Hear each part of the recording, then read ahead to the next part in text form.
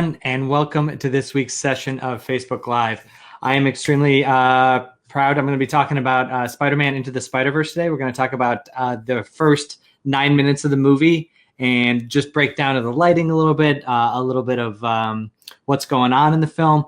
And the reason why I keep bringing up Into the Spider-Verse, and if you've seen, we have the interview with Anwar Figueroa, who worked on it.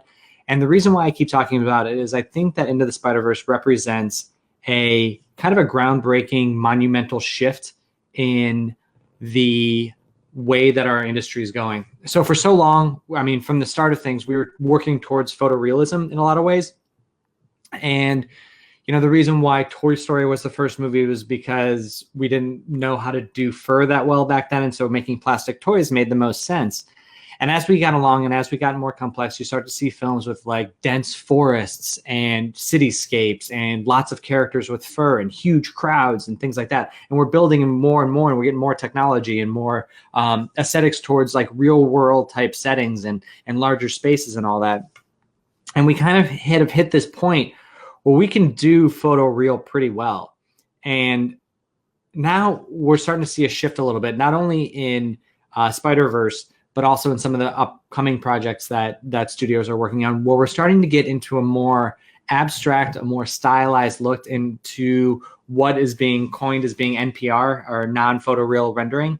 And so you're going to be seeing more and more of these NPR type films coming out. And I think it's really exciting, and I think it's a lot of fun, and it's something I've been kind of waiting my whole career for. But that being said, it's worth taking a look at these films and analyzing what it is that they're bringing to the table and what it is that are still, you know, because like the basic fundamentals of lighting, of composition, of visual storytelling is still in place. You know, things like directing the viewer's eye, creating visual shaping, and setting the mood are all still there. They're just being done in a slightly different way. So I want to kind of take a look at that a little bit. Hello, Philip. Hello, Daniel. Very excited to have you guys too. So I'm going to hop back and forth a little bit. I'm going to start to share my screen here. And I'm going to hop back and forth between your guys' questions and what we have here. So we're going to go ahead and share, and then we'll hop over so that I can also show you at the same time both this and flip-flop those so I'm small. There we go.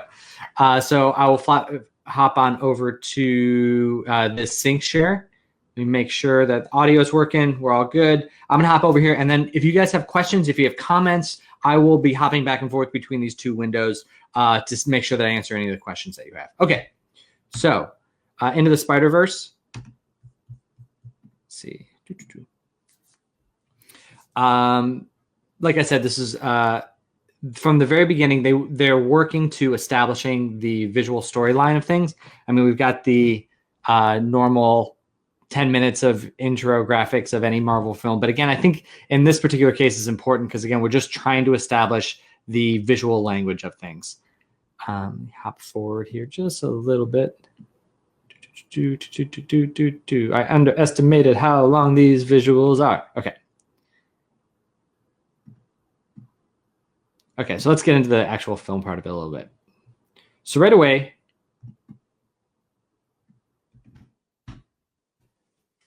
we jump into this big shot of him spinning around and rolling. So one of the biggest things that we want to do in a shot like this, again, is we want to make sure that he's reading throughout, because we've got a lot of visual chaos going on over here. We've got like all this neon lights. We've got this big shiny light here. And we want to make sure that he reads, especially not only through this point, but especially when he falls. So you can see this light is providing an opportunity to hit a lot of rim on him and getting him to kind of pop off from the background. And then as we go up and back down, this is like the crucial step here, is that we've got this bright kind of faded, lots of atmospheres, lots of glows on the street. And then his dark shape is able to pop out from it.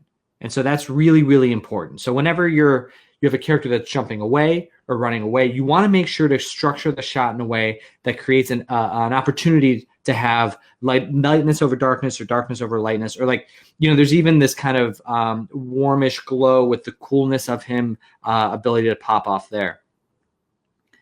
And then we get into this shot, and this is just like, oh, sorry. This is just like basic, standard, good visual shaping. It's the things that we're talking about. Again, warm tone of his face over the cool background. We can see the visual shaping happening here. Again, this is very graphic in terms of its setup, but you'll see the light to shadow fall off here and kind of just some of the Rembrandt lighting. So you can see the key lights coming in from this side, striking his face. There's a little sense of that Rembrandt triangle over here. We've got the normal iris, sclera, pupil separation, and then the eye dings, again, falling right here on this 10 o'clock or 2 o'clock position, right on the bridge between the iris and pupil.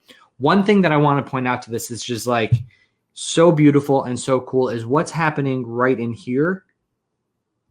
And additionally, kind of right down here. Now, this is a really cool thing they're doing in the shader where in these areas that were kind of falling off between light and shadow, we're starting to see the dot, dot, dots, the almost like the printing artifact from a comic book. And that's just so cool to see. And it's just such a unique element of really getting that feeling of the space in there. And again, go back here. Once he drops the mask down, just like perfect visual shaping across here. Just some really, really nice like light to dark value changes as well. Again, same thing here. We've got a very small character that we want to read off the background. So we've created this slit of light and allows him to swing right through it so he can just read in the camera. This is, again, just a really cool half abstract, half real. So we're getting the shaping on the fingers across the wrist.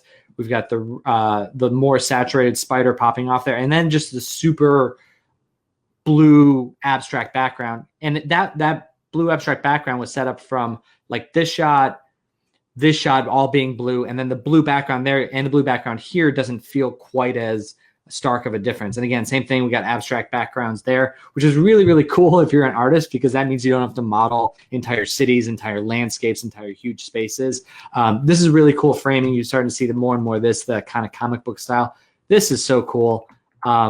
This extreme close-up of the taxi cab is so hard and so difficult to know what to do with this space, because you just got this like massive bit of yellow, and all they're doing is they're just getting a little bit of shaping with this reflective paint.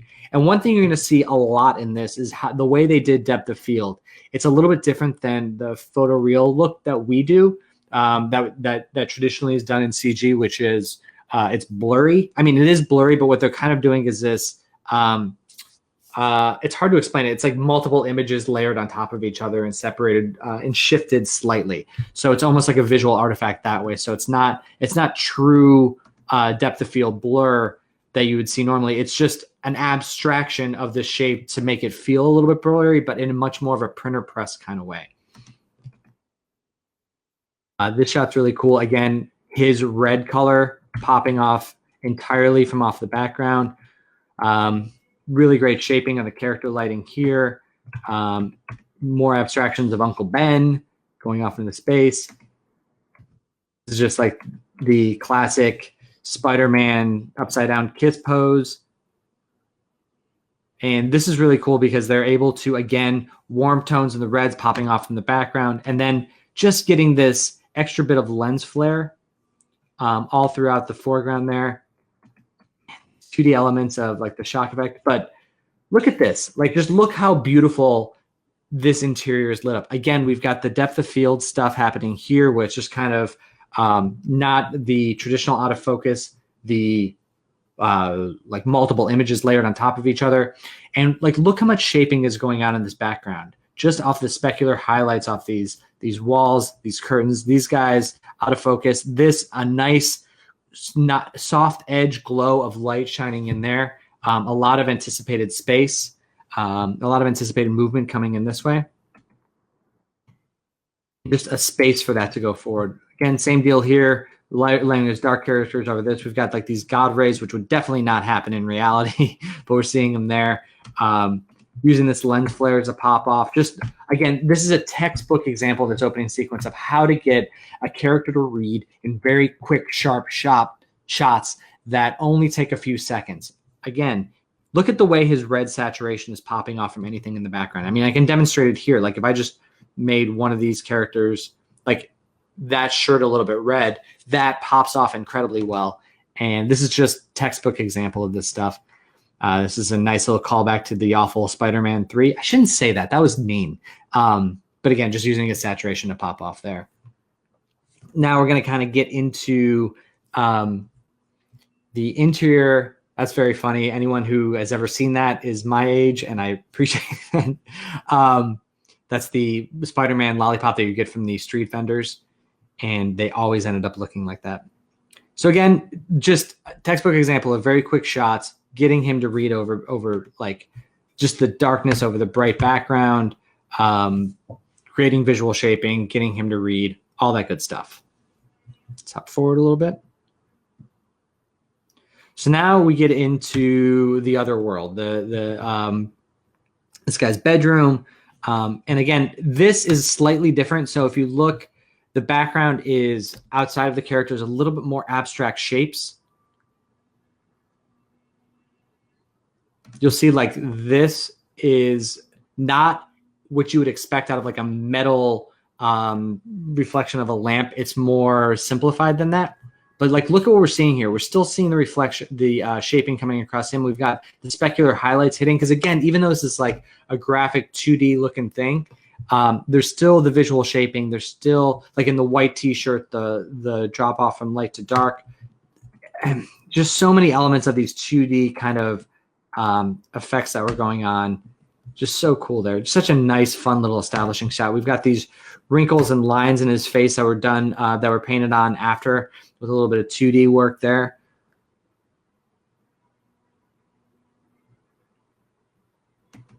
Some nice glowing that's coming in through the window.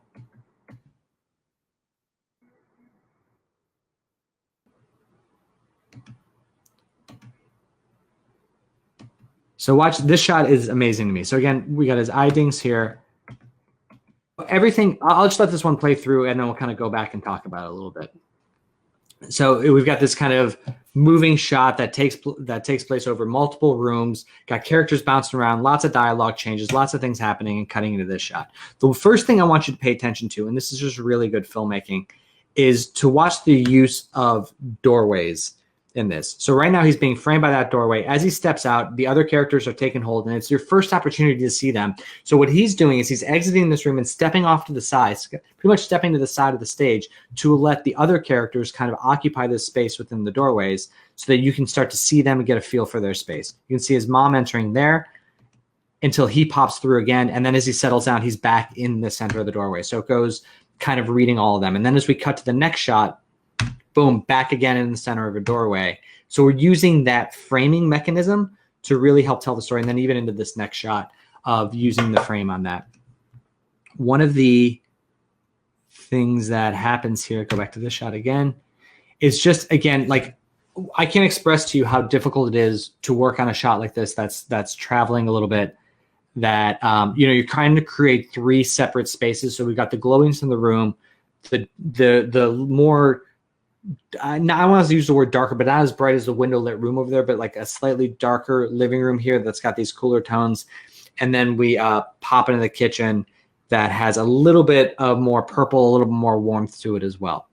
And then we get the real warm once we get outside. So it's a nice like step up into this outside space.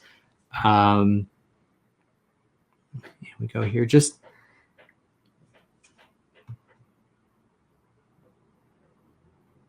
again, a shot like this is so, this is where we're starting to see a combination of things that were technically we weren't able to do 10 years ago, 20 years ago. I mean, like, so this is all one shot, right?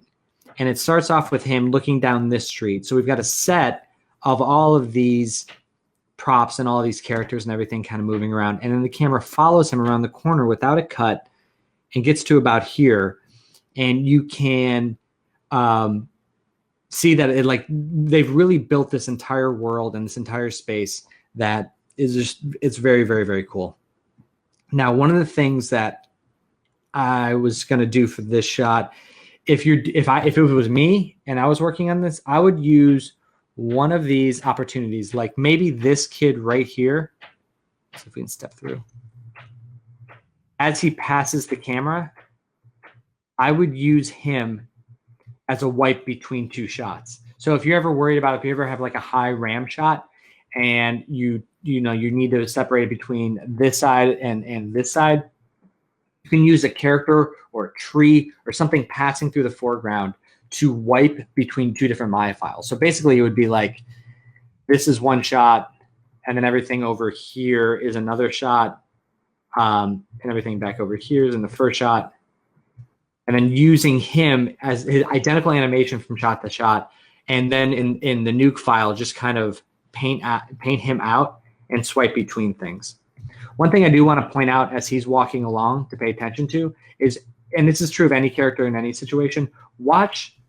You can see that there's like key side hitting him here. Watch as he enters here, it goes away.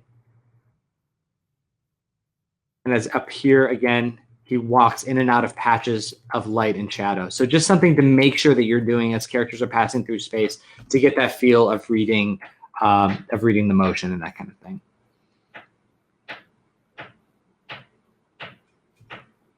Same thing with that girl stepping into the light there. You really want to feel that change in lighting too. So a couple quick shots here of him just, again, another really great use of that depth of field trick back there. You can see it's out of focus, and then all of a sudden, whoop. So a really nice symmetrically framed shot here. These are, again, more saturated than anything else in the shot. So it really, you're fully aware that that's a cop car that's coming up to him. And I want to point out, I thought this was a really cool transition between this shot when his head cocks back and you can see the light kind of hit it, like striking his face here, which is really, really beautiful. You got nice shaping across the nose, across each lip, across the eyes, a little bit of shadow down in there. But then immediately when we cut to the next shot, we see a pretty identical shaping happening in here. We've got the sun hitting a nice rim on him, hitting these parts of his face, creating shadow side over here. And again, everything outside the window is this double exposure, multiple images layered on top of each other look. And all we're seeing is just a little bit of this warmth kind of trickling in here, but everything else is nice and cool except for on his face and feeling that area. Really cool use of just bright glowiness in the background here. It's implying that there's a huge space and a huge world back there without necessarily needing to use that or needing to do that. And one of the things that exists, and this only is true because that's because I was just recently working on some car stuff, is that car lighting tends to be slightly different than any other situation where you're doing character lighting, in that you want to make sure, like normally if you've got a bright sunny day and let's say you've got light coming in from this way, you would hit both the, like this side and this side of the character's face with key light. But inside a car, it works a little differently because all of this, everything on this side of his face and everything on this side of his face is only being affected by what's coming through this back window. Everything that's coming in here is affecting this side. So when you have a bright sunny day, what you're actually going to see is, let's say the key light's coming in from this side, you're going to see this side of his face brighten up and this side of his face brighten up as it's bouncing light around the space, because there's no actual direct light that's getting to them with this hooded car and just the windows off to the side. So what you want to do is you want to hit them like that. In this particular case, we've got the key light coming in from directly behind. So the key light's actually hitting them on the insides of them, and you're getting the fill side on the opposite side. So just something I thought was really interesting about this. That was really good. Very cool use of a reflection gag shot here. It's usually done, usually you do this with, I've seen students struggle with a shot like this where you do it, where you try and position the mirror perfectly and you try and position the camera perfectly. Don't do that. Do it as two different shots. Do it as one camera looking back at them and another one doing the space, and you just kind of project the reflection into the mirror. It'll save you so much time. If you ever want to do any sort of reflection shot, I always do them as two separate shots and then composite them together. A lot of use of, again, these reflections, a lot of use of good, just specular light on these characters mixed in with this. And again, I said it was a these are either drawn in, these little expression lines are either drawn in or it's a separate shader that's added on top of it. And again, same thing with this mustache here because that's not really fur. Just a really cool use of that. Again, when they rack focus, they can rack focus the same way as a normal one, but you can see, just watch like this party line here as it's coming together, just like because that's the story point is they're talking about the foam party.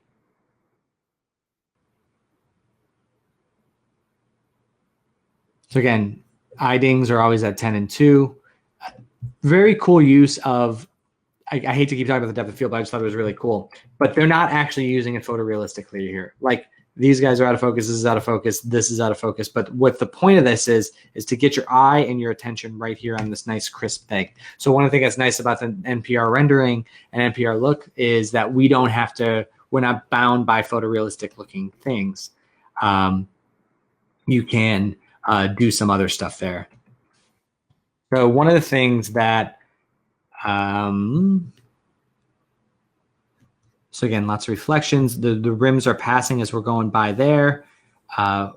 This is really cool use of reflection here at the end of this shot. Just like watch up in here, you can see the light come into play.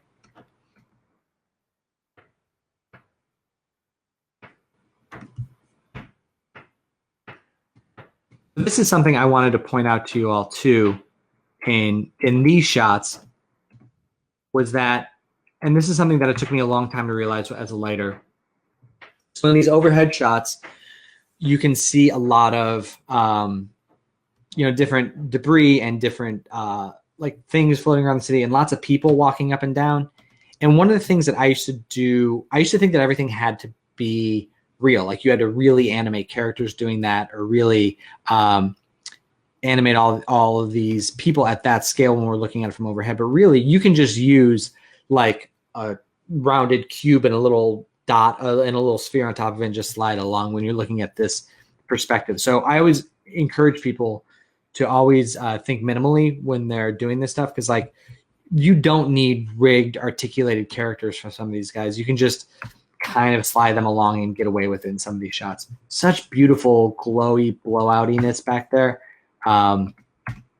Again, just overall really beautiful stuff.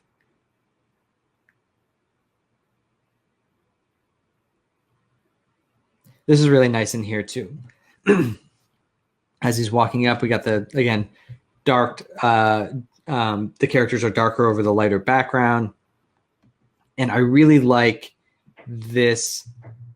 So it makes like 0% sense that this light would wrap all the way around and hit this side of his face, right? You'd expect it to maybe hit a little bit of rim here. I just really like the effect. It's like a psychological effect of the siren going off and hitting him in the face. It's more like it physically affecting him. That's much more of a story point thing than an actual physical act, the way that the lights would work out.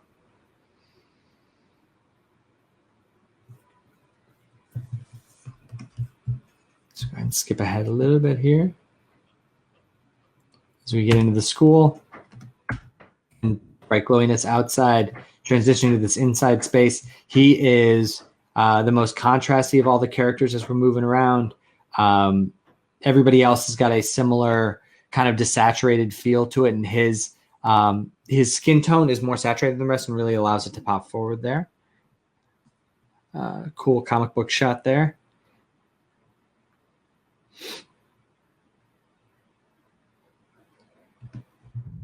Really good use in this shot. I really like this one of just like the use of an like feeling like the windows coming in from the outside here and scraping across. Stuff all around. Again, a bunch of other like just quickly getting him to read, getting him to pop off in the background. This feels very comic booky. Now I want to get into this scene where he gets into, ooh, this is a good one. Watching the camera shift or get into this focal length of being extremely wide angle. And here's a good one that kind of makes him, puts you in his shoes where it's like it's feeling like things are a little bit out of control there. There we go. Now, fish scene is really nice too. So we've got this room full of these characters, again, super dark. We don't really see much of anything. We're just kind of starting to see like little bits of highlights picking up. Got this teacher reading her darkness over the bright glowy background a little bit. You can still see the reflections of this screen up in her eye. So when we cut back to her, you can still see a little bit of it in there, but more it's in here, which is really nice. You really want to feel that like the opposite space. Glasses are a really great opportunity to do that. And then the last thing, or one of the things I want to point out here is like, this is like a standard animation thing that you want to do. It's like, so tell me which one of these kids is going to say the next line. Like this guy doesn't have a face. These back here are just like all washed away, like no real features. This guy's got a little bit of the glasses things, but check out her rim light right there. Like, of course it's going to be her. It kind of signifies it in a way it's too quick. Like if you watch in the cut, it's too quick to necessarily pick it up, or like, but your eye is already kind of drawn to her. And then she makes her action. So I just thought that was like a really, really cool, subtle way of doing that. And then also this is like a really cool animated gobo thing that's going on with the volumetric light that's shining through. And again, pay attention to how like abstract these background characters are. You really like her hair is like her identifying point in all this, and it's really, really good stuff. And again, in terms of non-photoreal stuff, like these characters and this desk and everything are super abstract and super out of focus. But what they're talking about on the screen is actually important to the story because they're talking about the other universes and stuff. And that is, so they keep that in focus a little more. How cool is this rim on her? Like, you don't need to see much of her at all to get a sense of it. Like, all it is just like a little bit of light on her hips right in there, and just like really, really, really cool stuff.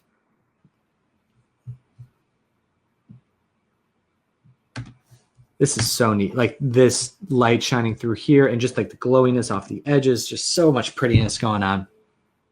Same deal here. It's almost like there's almost an energy to these lines. Oh, I zoomed in there. Oh, I did that. Oh, let's go ahead and zoom back out. There we go.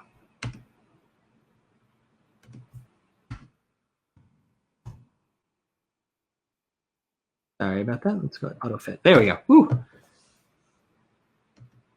These kind of shots seem so simple, but they can be really, really difficult because, again, we've got this very flat surface desk, and it's really, really hard to get a sense of shaping and a sense of like just any sort of visual interest there. And the way that this artist is doing it, and I thought this was really cool, was getting some reflections in there and in and over here. But not only are you seeing reflections, but we're seeing like the dots of the printing press. We've got some shadows of some off-screen objects cutting through there. Same deal here with this envelope and a little bit of shadow down in there. But look at how the way all of this stuff is kind of framing up. So we're just reading that right in the middle. Just a really nice setup of a shot that would otherwise seem very simple and very straightforward. That's a really cool page drop there. Watches well, first off, we've set a stage really nicely by creating this kind of abstract circle here in the middle, and then watch as it hits that pocket of light. Like you're definitely gonna see it there. And just some nice lighting here, even on just like this pen. Every single shot is an opportunity for great lighting. This is nicely giving him a little bit of cool rim there, a little kick. This light's looking really nice.